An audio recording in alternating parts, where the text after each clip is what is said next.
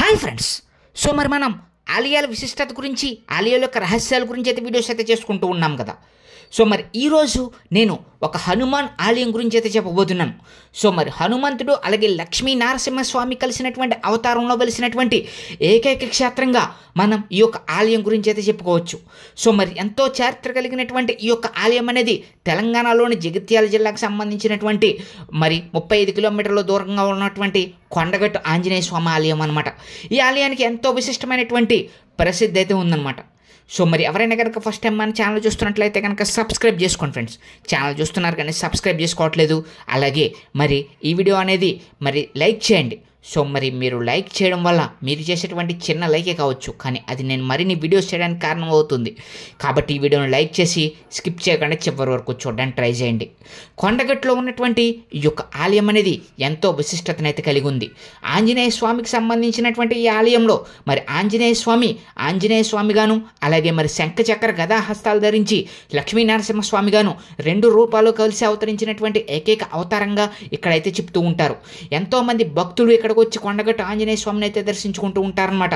తెలంగాణలో జగిత్యాలకి 35 కిలోమీటర్లో ఉన్నటువంటి ఈ యొక్క క్షేత్రం, కొండల నడుములో ఉన్నటువంటి ఈ యొక్క క్షేత్రం ఆహ్లాదకరంగా మరి పర్యాటకులను కూడా ఆకర్షించేటువంటి అదే విధంగా ఏకైక క్షేత్రంగా అయితే చెప్తూ ఉంటారు. ప్రతి సంవత్సరం కూడా ఈ యొక్క ఆలయంలో ప్రత్యేకమైన పూజలు, ప్రతిరోజు కూడా ఈ ఆలయాన్ని దర్శించుకుని భక్తులందరూ కూడా ఎంతో తమ యొక్క బాధలను పోగొట్టుకుంటూ ఉంటారు. ఈ యొక్క ఆలయాన్ని దర్శించుకుంటే కనుక శని బాధలు ఉండవని, అలాగే ఈ యొక్క ఆలయంలో కనుక మరి హనుమాన్ మాలలు కూడా ఎంతో గొప్పగా స్వీకరిస్తూ ఉంటారు భక్తులు. సో మరి హనుమాన్కి సంబంధించినటువంటి వ్రత దీక్షలు కానీ అలాగే స్వామి యొక్క మాలలు కానీ ధరించి మరి యొక్క కొండగట్టు ఆలయంలో 41 రోజులు దీక్షలు చేస్తూ ఉంటారు. ఫ్రెండ్స్, మీరు మరి కుకు ఎఫ్ఎంలో మరి ఆడియో బుక్స్ వినాలనుకుంటున్నారా? సో మరి ఆంజనేయ స్వామికి సంబంధించినటువంటి జై వీరాంజనేయ అనేటువంటి ఆడియో బుక్ అనేది కుకు ఎఫ్ఎంలో అయితే అవైలబుల్గా ఉందన్నమాట. సో మరి దీంట్లో ఆంజనేయ స్వామికి సంబంధించినటువంటి ఎన్నో విశేషాలు మీకు ఆడియో బుక్ రూపంలో అందిస్తున్నారు కుకు ఎఫ్ఎం వారు. ఇవి ఒక్కటే కాదు, ఇంకా మరెన్నో ఆడియో బుక్స్ మరి ఆధ్యాత్మికతకు సంబంధించినటువంటి తిరుమల రహస్యాలు కానీ అలాగే ఇంకా మరి ఎన్నో రహస్యాలు, ఎన్నో ఫేమస్ టెంపుల్కి సంబంధించిన ఎన్నో రహస్యాలన్నీ కూడా మీరు కుకు ఎఫ్ఎంలో ఆడియో బుక్స్ రూపంలో వినొచ్చు. డిస్క్రిప్షన్లో కనిపిస్తున్నటువంటి ఆ యొక్క కూపన్ కనుక మీరు వాడినట్లయితే కనుక మీకు మంత్లీ సబ్స్క్రిప్షన్లో 50% ఆఫ్ కూడా లభిస్తుంది. సో మరి ఇంకెందుకు ఆలస్యం, వెంటనే కుకు ఎఫ్ఎం డౌన్లోడ్ చేసి మీకు నచ్చినటువంటి ఆలయ రహస్యాలను మీరు మరి కుకు ఎఫ్ఎం ద్వారా ఆడియో బుక్ రూపంలో వినేయండి. కొండగట్టు ఆంజనేయ స్వామి ఆలయం అనేది జగిత్యాల జిల్లాలో ఉందని చెప్పుకున్నాం కదా. జగిత్యాల జిల్లా ముల్యాల మండలం ముత్యంపేట గ్రామానికి దాదాపు 35 కిలోమీటర్ల దూరంలో ఉన్న ఆంజనేయ స్వామి యొక్క దేవాలయం. సో ఇది జిల్లాలో జగిత్యాల నుండి 15 కిలోమీటర్ల దూరంలో ఉంది. కొండలు, లోయలు, సెలయేర్లు మధ్య ఉన్నటువంటి కొండగట్టు చాలా ప్రకృతి సౌందర్యం కలిగినటువంటి ప్రదేశంగా కూడా చెప్తూ ఉంటారు. జానపదాల ప్రకారం ఈ గుడిలో 41 రోజుల పాటు పూజ చేస్తే సంతానం లేని వారికి సంతానం కలుగుతుందని భక్తులు గట్టిగా విశ్వసిస్తూ ఉంటారనమాట. అసలు ఈ దేవాలయం వెనకాల చరిత్ర ఏంటంటే కనుక సుమారు 400 సంవత్సరాల క్రితం కొండిమ్యాల అని పరిగణలో సింగం సంజీవుడు అనేటువంటి ఒక యాదవుడు ఆవులను మేపుతూ ఈ కొండ ప్రాంతానికి వచ్చాడు. ఆవులు మందలో ఒక ఆవు తప్పిపోయింది. సంజీవుడు వెతకగా మరి ఒక పక్కన ఒక పెద్ద వింత చెట్టు కనబడింది. ఆ చెట్టు కింద సేద తీయడానికి ఆ చెట్టు కింద నిద్రపోయాడు. కలలో స్వామివారు కనిపించి, నేను ఇక్కడ కోరంద పొదల్లో ఉన్నాను, నాకు ఎండ వాన ఉండల నుండి రక్షణ కల్పించు, నీ ఆవు జాడ అదిగో అని చెప్పి అదృశ్యమయ్యారు. సంజీవుడు ఉలిక్కిపడి లేచి ఆవును వెతకగా శ్రీ ఆంజనేయ స్వామి కనిపించాడు. సో సార్ధనామకుడు సంజీవుని మనస్సులో నిర్మల భక్తి భావంతో పొంగిబారిలింది. ఆనంద బాష్పాలు జాలి రాలి స్వామివారి పాదాలను తడిశాయి. చేతులెత్తి నమస్కరించాడు. దూరం నుండి ఆవు అంబా అంబా అనుకుంటూ పరిగెత్తుకుంటూ వచ్చింది. సంజీవుడు చేతి గొడ్డ కర్రతో మరి ఆ చేతుకున్నటువంటి గొడ్డలతోటి కోరంద పదం తొలగించగా శంఖ చక్ర గదా అలంకారంతో ఉన్నటువంటి శ్రీ ఆంజనేయ స్వామి వారు విశ్వరూపమే పంచముఖాలతో ఒకటైన నారసింహ వక్తంతో ఉత్తరాభిముఖంగా ఉన్న రూపాన్ని చూసి ముగ్ధుడయ్యాడు. తన సహచరులతో కలిసి స్వామివారికి చిన్న ఆలయం నిర్మించారు. నారసింహస్వామి ముఖం, ఆంజనేయ స్వామి ముఖం 2 ముఖాలతో వేంచేసి ఉండటం ఈ క్షేత్రం యొక్క ప్రత్యేకత. ఇలా ద్విముఖాలతో స్వామివారు ఎక్కడా వెలిసినట్లు లేదు. నారసింహస్వామి అంటేనే సాక్షాత్ విష్ణుమూర్తి స్వరూపం కాబట్టి కొండగట్టు ఆంజనేయ స్వామి వారికి స్వయంగా నారసింహ వక్త్రం, శంఖం, చక్రం, వక్షస్థలంలో రాముడు సీతలతో కలిగినటువంటి స్వరూపం కలిగి ఉంటుంది. ఈ యొక్క గుడిలో ఉన్నటువంటి ఈ యొక్క నారసింహ అవతారం ప్లస్ ఆంజనేయ స్వామి అవతారం అనేది ఎక్కడా లేని విధంగా మరి ఈ యొక్క క్షేత్రంలోనే ఉంటుందన్నమాట. ఈ గుడిని 300 సంవత్సరాల క్రితం ఒక ఆవుల కాపరి నిర్మించడం అనేది జరిగింది. ప్రస్తుతం ఉన్నటువంటి దేవాలయం 160 సంవత్సరాల క్రితం కృష్ణారావు దేశ్ముఖ్ చేపడితే కట్టబడిందనమాట. సో ఆంజనేయ స్వామి క్షేత్రపాలకుడుగా బేతాళ స్వామి ఆలయం కొండపైన కూడా విగ్రహం నెలకొని ఉందన్నమాట. మరి ఒకవైపు నృసింహ సరస్వతి స్వామి, మరోవైపు ఆంజనేయ స్వామి ముఖాలు కలిగినటువంటి ఈ విగ్రహాన్ని గ్రామస్తులంతా కలిసి ప్రతిష్ఠించారు. ఇక్కడ ఆంజనేయుడు 2 ముఖాలతో కనిపించడం, శంఖ చక్రాల హృదయంలో సీతారాములు కలిగి ఉండటం అనేది ఒక పెద్ద విశేషంగా చెప్తూ ఉంటారు. త్రేతాయుగంలో ఈ ప్రాంతంలో ఋషులు తపస్సు, యజ్ఞ యాగాదులు చేసుకుంటున్న సమయంలో హనుమంతుడు లక్ష్మణుని రక్షణార్థం సంజీవిని పర్వతం వెళ్ళసాగాడు.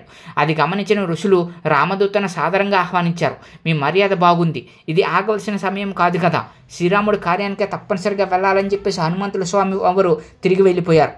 సో ఆ విధంగా వెళుతున్నటువంటి వేగంలో కొన్ని రోజులకి అక్కడ ప్రదేశంలో అవ్యక్త దుష్టగ్రహాలు, శక్తులు ఆ ఋషులను దైవ కార్యాలను ఆటంకపరచడం మొదలుపెట్టాయి. తిరిగి వస్తానన్న హనుమ రాలేదు. వారిలో కొంతమంది ఋషులు గ్రహనాథులకు వరి అయినటువంటి భూతనాథుని బేతాళాన్ని ప్రతిష్ఠించారు.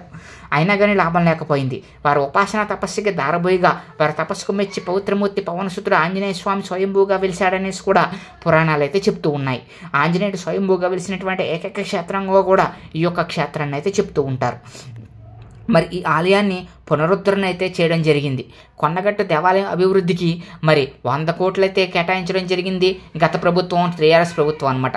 2023 ఫిబ్రవరి 15 ముఖ్యమంత్రిగా ఉన్నటువంటి మరి కేసీఆర్ కొండగట్టు ఆంజనేయ స్వామి వారికి దర్శించుకుని ప్రత్యేక పూజలు చేసి అక్కడ ఉన్నటువంటి స్వామివారికి 100 కోట్లు విరాళంగా ప్రదర్శించి మరి ఆ యొక్క ఆలయాన్ని మరి పునరుద్ధరించే పనులు అయితే చేపట్టడం జరిగింది. మరి ఈ విధంగా ఆలయం అనేది ఎంతో అభివృద్ధి అయ్యి మరి ఇప్పుడు గొప్ప క్షేత్రంగా విరాజులుతూ ఉంది. అలాగే ఇక్కడ కొత్త కోనేరు, పుష్కరిణి, బేతాళ స్వామి ఆలయం, సీతమ్మ కన్నీటిదార, కొండల రాయుడు గుడిగట్టు తదితర స్థలాలను కూడా పరిశీలించవలసి ఉందన్నమాట. అనంతరం అధికారులు దేవాలయ అభివృద్ధిపై సమీక్ష నిర్వహించి దేశంలో గొప్ప క్షేత్రంగా రూపుదిద్దడంలో భాగంగా సుమారు 850 ఎకరాల్లో దేవాలయ అభివృద్ధి చేయడం కోసం మరో 500 కోట్ల రూపాయల నిధులను కేటాయించనున్నట్లు ప్రకటించారు. మరి ఈ విధంగా ఆలయం అనేది గొప్పగా అభివృద్ధి చెందుతూ ఉంది. ఈ యొక్క ఆలయం మరి కొండగట్టు ఆంజనేయ స్వామి వారి ఆలయం అనమాట. హనుమంతుల వారు మరి ఈ విధంగా సంజీవిని తీసుకెళ్తున్నప్పుడు ఆ సంజీవునిలో ఉన్నటువంటి పర్వతంలో ఉన్నటువంటి కొంత భాగం కూడా ఈ యొక్క ప్రాంతంలో పడి ఒక గొప్పగా మరి ఆ ప్రాంతంలో పడడం వల్ల ఆ యొక్క క్షేత్రానికి కూడా మరి గొప్ప ప్రఖ్యాతి వచ్చిందని కూడా చెప్తారు.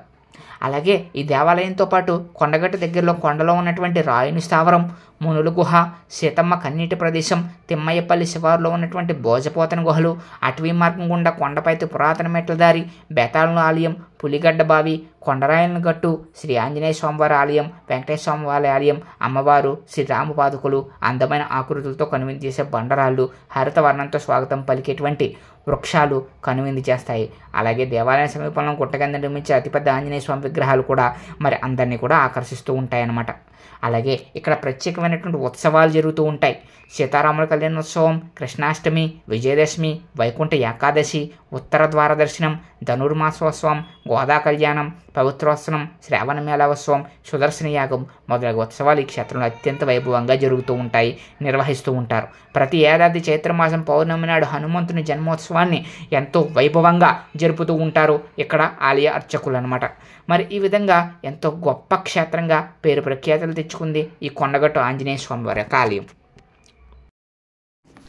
మరి ఈ విధంగా ఆంజనేయ స్వామి వారు మరి ఆ తెలంగాణ ప్రాంతంలో ఉన్నటువంటి ఈ యొక్క కొండగట్టు ఆంజనేయ స్వామి ఆలయాలు స్వయంభూగా వెలిసి మరి ఇక్కడ నారసింహ అవతారంలోను అలాగే మరి ఆంజనేయ స్వామి అవతారంలోను భక్తుల్ని అనుగ్రహించేటువంటి ఏకైక మూర్తిగా అయితే పేరు ప్రఖ్యాతులు తెచ్చుకోవడం జరిగిందనమాట. ఈ ఆలయంలో ఇంకా ప్రత్యేకమైనటువంటిది ఎన్నో ఉన్నాయి. స్వామివారిని కనుక దర్శించుకుంటే కనుక ఎంతో భక్తి శ్రద్ధలతో స్వామివారిని కనుక పూజించినట్లయితే కనుక మనో అభిష్టాలు నెరవేరి మరి భక్తులకు అప్పటి నుంచి అనుకున్నవి జరుగుతాయని చెప్పేసి కూడా ప్రశస్తి ఉందన్నమాట. అలాగే స్వామివారిని కనుక మీరు మంగళవారం అలాగే శనివారంలో కనుక ఆ స్వామివారిని దర్శించుకుని ప్రత్యేక పూజలు చేస్తే శని బాధలు పోతాయని, అలాగే స్వామివారు స్వయంభూగా వెలిశారు కాబట్టి ఇక్కడ కనుక స్వామివారిని ధరించి కొన్ని రోజులు నిద్ర చేస్తే వాళ్ళకు ఉన్నటువంటి కష్టాలు అన్నీ పోతాయని, శని బాధలు అన్నీ పోతాయని చెప్పేసి అయితే భక్తులు అయితే దృఢంగా నమ్ముతూ ఉంటారు. సో మరి స్వామివారి యొక్క ఈ యొక్క రూపంలో అందరినీ కూడా ఆకట్టుకుంటూ స్వామివారు అనేకమైనటువంటి విధాలుగా భక్తులను రక్షించడానికి స్వయంభూగా వెలిశారనడంలో ఎటువంటి అతిశయోక్తి లేదనమాట. సో మరి ఈ విధంగా కొండగట్ట ఆలయం గురించి మనం తెలుసుకున్నాం కదా ఫ్రెండ్స్. సో మరి మీకు ఈ వీడియో ఎలా అనిపించిందో కామెంట్ సెక్షన్లో కామెంట్ చేయండి. అలాగే మీకు మరిన్ని ఇలాంటి ఇంట్రెస్టింగ్ అప్డేట్స్ కావాలనుకుంటే కనుక మా ఛానల్ సబ్స్క్రైబ్ చేసుకుని పక్కనే ఉన్న బెల్ ఐకాన్ని క్లిక్ చేసి మా ఛానల్కి సపోర్ట్ చేయండి. Thank you friends, thank you so much.